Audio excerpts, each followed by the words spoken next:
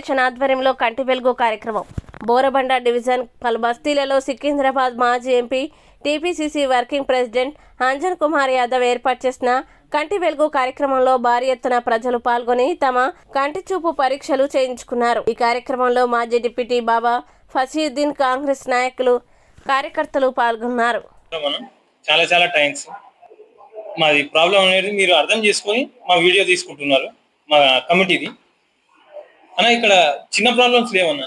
మొత్తం జుబ్లీస్ కాన్స్టిట్యున్సీలో పెద్ద ప్రాబ్లం అంటే యూసుఫ్గూడలో కృష్ణనగర్. గత గవర్నమెంట్ ఏమీ చేయలేదు, జస్ట్ తిరిగారు, ఓట్లు వేయించుకున్నారు, వెళ్ళిపోయారు.